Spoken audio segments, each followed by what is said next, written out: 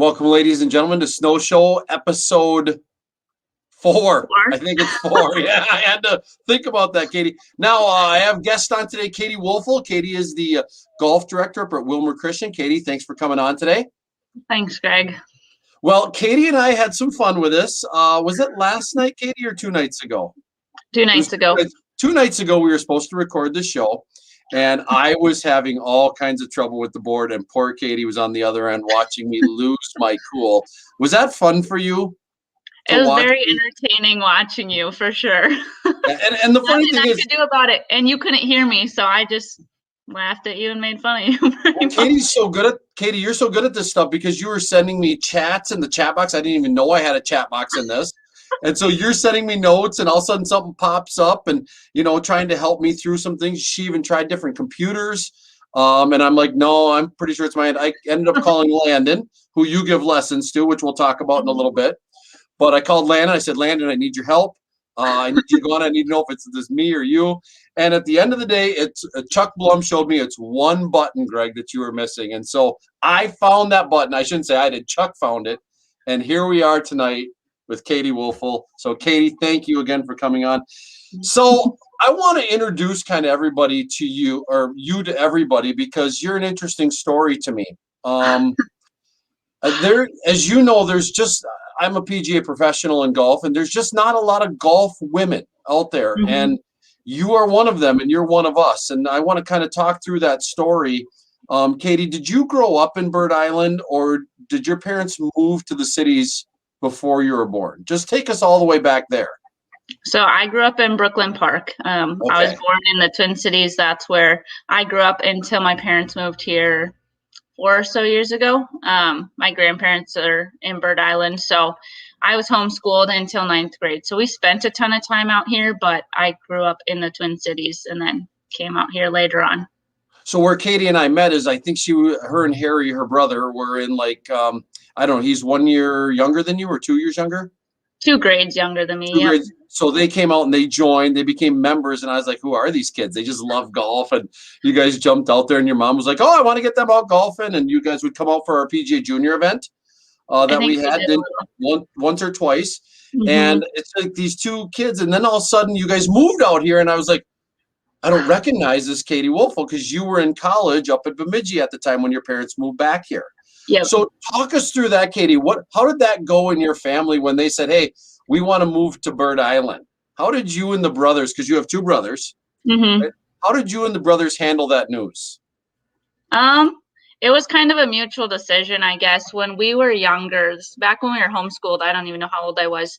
We came out here. I think we toured St. Mary's, and we were looking at houses. So my parents had thought about moving here a long time ago.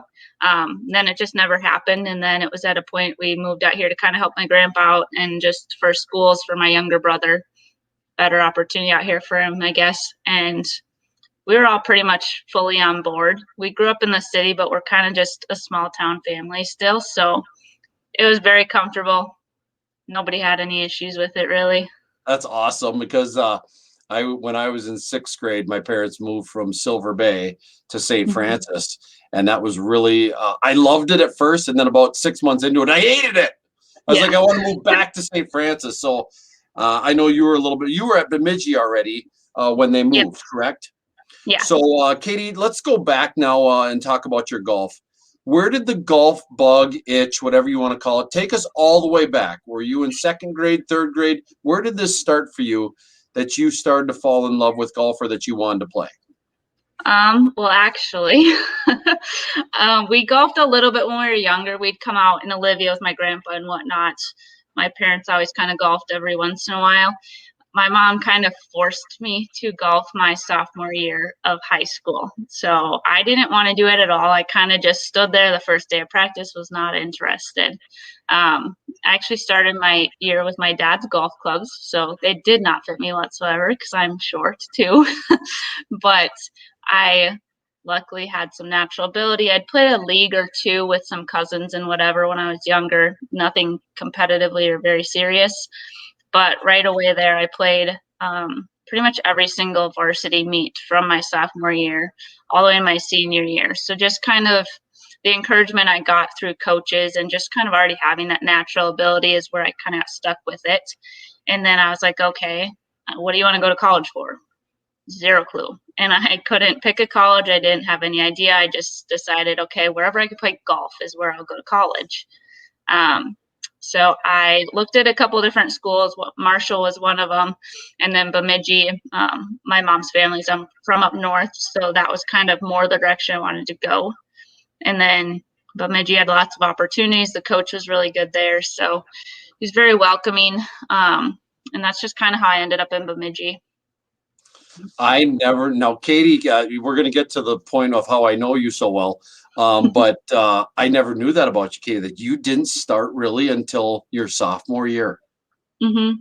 So I took one lesson when I was younger and then played a couple random junior leagues at the golf course I worked at in the Twin Cities, actually. So, wow. Yeah. So who would you say was more competitive, you or Harry? Harry. Because you guys seem to play a lot together in my world when you came out to Olivia here. Yep. He was definitely more into it like right away in high school, like that sophomore year. Once I kind of figured out I was decent at it, then I really got into it. So I'd say more so like my junior year, I was more competitive. And it's different being a girl in the golf game. It's a little bit easier to just kind of start and get going, whereas the boys' teams are pretty much always pretty competitive. But Harry had some other sports he played as well, whereas for me, I wasn't playing any other sports anymore. So it was just kind of easy to stick with golf, and that was my thing. Summer-wise, we never played a ton in the summer, though, either. We played our high school seasons, and that was kind of it. Wow. So tell me a little bit about your college years. Now, I don't know this, by the way. And Katy came to me, and I've had her on as a teacher for, I think it's been 3 or 4 years now that you've been kind of helping me. And I don't really know a lot about your college career. So I'm genuinely interested here. Tell us, I know one thing you told me was the teams weren't great. You guys didn't have a lot of depth. And I know at D2 that can happen. It's hit or miss, with some of those schools. So talk us through some of your personal accolades and some of how you did. And did you play all 4 years at Bemidji? I think you did. Yep. But yeah, so talk us through some of that.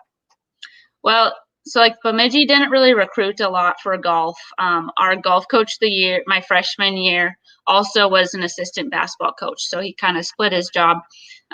Golf is the fall and spring sport. So he just kind of had it in his off time pretty much. And he kind of brought me in, got me started, and then he actually left my freshman year as well. So I ended up going through 3 coaches in 4 years. Hey, that was me in basketball. That was me in basketball. Okay, keep going. Yeah. So overall, like coaching and staff wise, it was not great for me starting out. And I don't know, we had, I think, so in college you play 5, count 4. I think we had like 6 girls, maybe 7 girls when I joined, and 2 of them like didn't come to practices or anything very often. So we kind of already had our set people who were going to play because that's who showed up. So for me, I played every single tournament of my 4 years of college. Wow. So I got a little bit lucky my freshman year. I didn't really have to work as hard at it, but I'm a person that just has a lot of drive, and I really wanted to play and compete at a higher level. So for me, I had that drive to keep going and improving my game anyways. And it just, I don't know, for us, it was a lot more competing individually just because we didn't have that competitive team where people were trying or had to play qualifying rounds to even get into a tournament. So I kind of focused more on my own game throughout the 4 years. I had lots of great friends and stuff through our team, but overall we weren't super competitive. So yeah, freshman and sophomore year, we had a few really good girls, and then we brought in a few young girls that were pretty good as well. So it kind of helped my senior year. Junior year was my best year. That was where I played the best. Dakota Ridge, favorite golf course.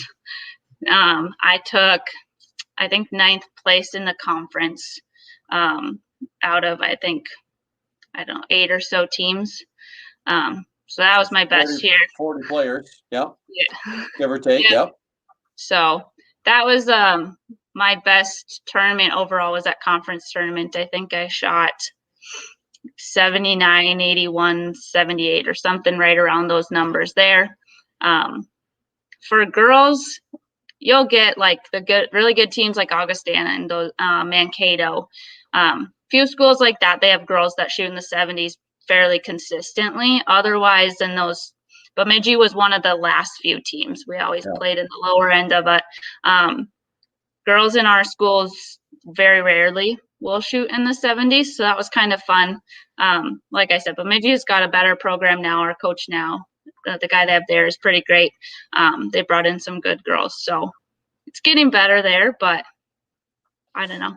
Well, Katy just so everybody knows, Katy can play. She doesn't play the red tees at the Olivia Golf Club because they're too short, and she hits it too far. And she has a lot of people that she wows when she goes out there and plays. So, Katy, so you're done with school. What did you major in again? I majored in social work, minors in chemical dependency and psychology. That's right, because you did an intern with Renville County. That's right. Yep. So, but you also worked at a golf course in the cities. Now, tell us that. What was that course, and what did you do out there? I worked at Eagle Lake Golf Course in Plymouth. So it's a very short executive course, and they have a chip and putt course and stuff like that.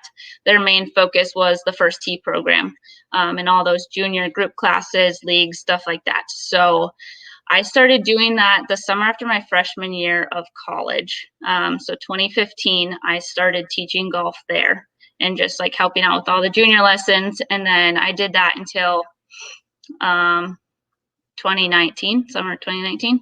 And I pretty much ran my own group lessons the whole time, ran the league, stuff like that. So I have a huge And you're helping me. And you're helping me I in was 2019. teaching, Yep. yes. So Greg roped me into teaching out in Olivia. So I would teach about 7 to 8 hours a day, Monday through Saturday. And then on Saturday afternoons, I would come out here and teach on Sundays. Yeah, So, and Kate and Katy would be booked because people I would kind of push them to that and like, hey, you need to talk because I always said Katy learned how to teach people. I never did. I just teach people yeah. by playing. Or, I played and tried to figure it out myself. But you actually were taught how to teach or self-taught how to teach, Yep. and that's what I always pump about you. And plus, you're a novel item. I hate to say it, Katy, but there's just not a lot of lady professionals out there. And so, did you find that when you were out at Eagle Lake that you fell in love with teaching, or did you look at it more as a job?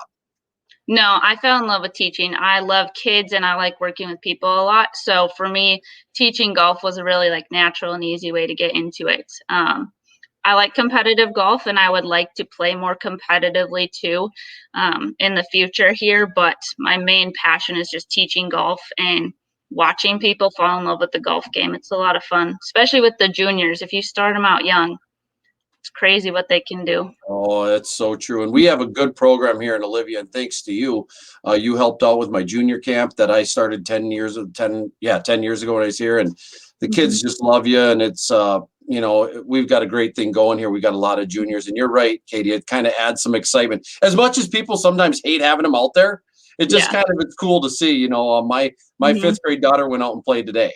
And I got a little soft tear in my eye when I saw her out there, driving the cart, and she didn't know how to drive it. One of those deals. So, so take us back to 2019, Katy. You were working in the cities. You were working for me, and then you had a big decision to make. You kind of were like, I think I want to try this Arizona thing. So, so that was what was that about?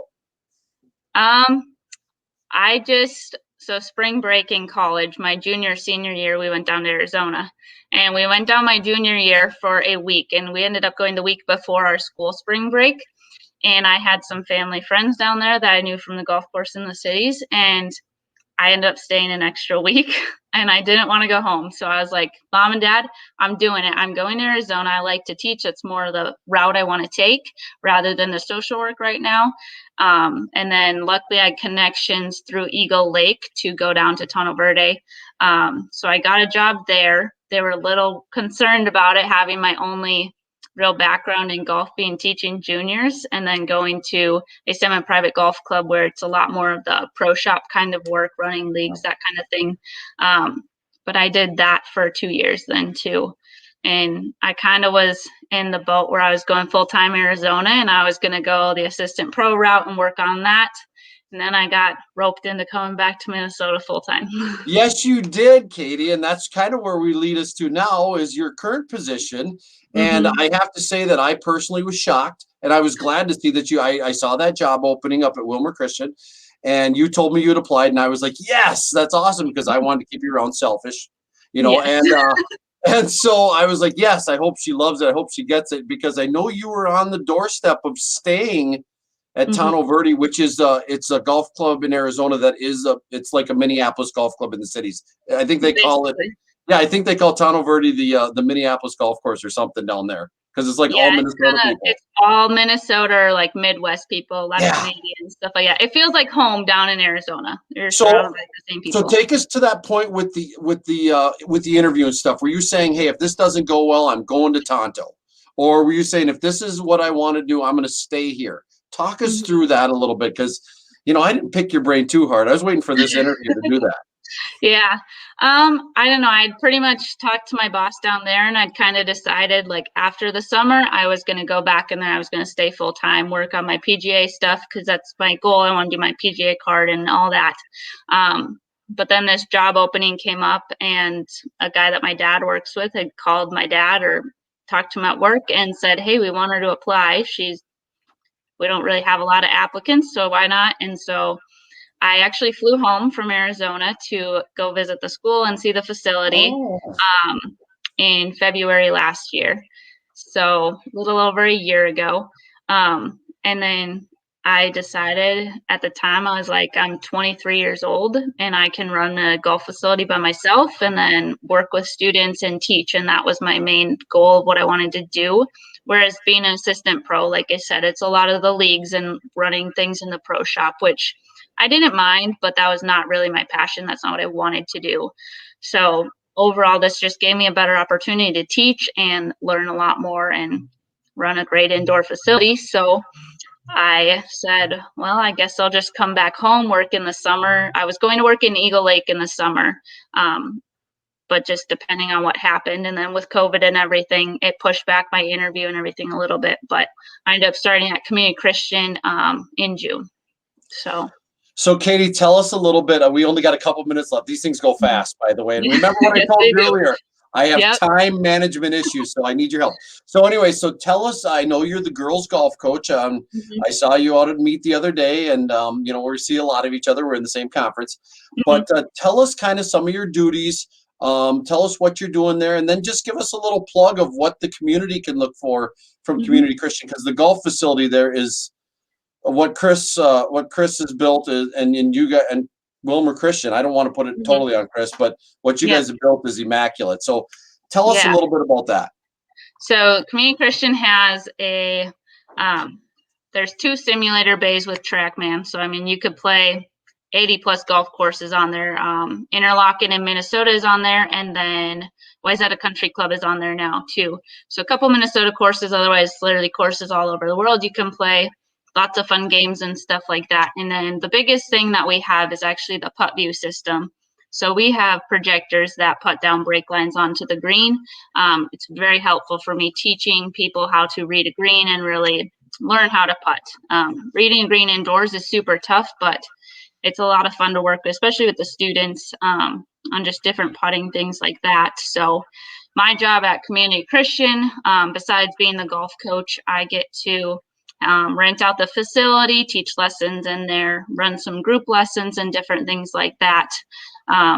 So pretty much our goal is, especially in the winter months there, to rent out the facility as much as we can to the public. You can use both simulator bays. You guys can play around, kind of whatever you're looking for. Some people come in and just hit balls for an hour and practice their golf game. You can see pretty much any number you could possibly imagine about your golf swing on a TrackMan. Mhm. So Katy, from a teacher standpoint, it's too much information sometimes. fact. Katy, quickly tell us that website that people can go look at what you guys have to offer. It's ccsgolfplex.com. So it's basically has all the information about the facilities that we have. And then, like I said, it's called the Golfplex now. It is located right in Community Christian School. So Katy, we have more we got to get to down the road. We'll have to do a part 2, but thank you so much for coming on, and Thanks, Greg. we'll see you soon. Everybody, that's Katy Woelfel, CCS Director. Hope you all have a great night.